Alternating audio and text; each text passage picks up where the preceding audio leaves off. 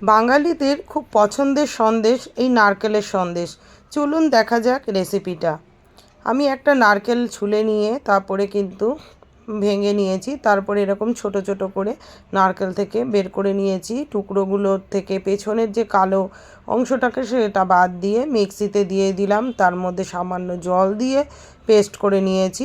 এবার কড়াই বসিয়ে দিয়েছি গ্যাসে, তার মধ্যে ওই নারকেলের পেস্টটা দিয়ে দিয়েছি, দিয়ে ভালো করে কিন্তু নাড়াচাড়া করে নিতে হবে। তারপরে এর মধ্যে দিয়ে দেব 3-4টে এলাইচি থেতো করে দিয়ে দিলাম গন্ধের জন্য। এবার দিয়ে আরও কিন্তু কিছুক্ষণ এটা নাড়াচাড়া করব। তারপরে যখন জলটা একটু শুকিয়ে আসবে তখন কিন্তু এর মধ্যে আমাদের দিয়ে দিতে হবে স্বাদ মতো চিনি। চিনিটা 3 থেকে 4 চামচের মতো চিনি এর মধ্যে দিয়ে দেবো। চিনিটা দেওয়ার পরে কিন্তু আরও নাড়াচাড়া করতে হবে। এটা 3-4 মিনিট ধরে নাড়তে হবে যাতে একটু আঠালো ভাব হয়ে আসে।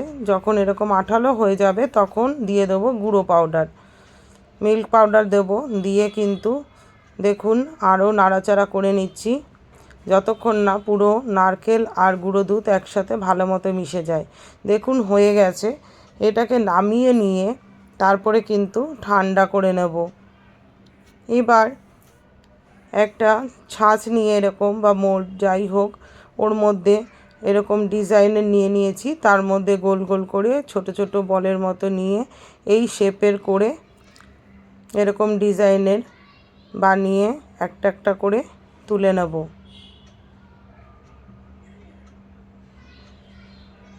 দেখুন হয়ে গেছে। খুব কম সময়ে খুব টেস্টি এই নারকেলের সন্দেশ আমরা কিন্তু বানিয়ে নিতে পারি যে কোনো অনুষ্ঠানে। কেমন লাগলো রেসিপিটা অবশ্যই কিন্তু জানাবেন।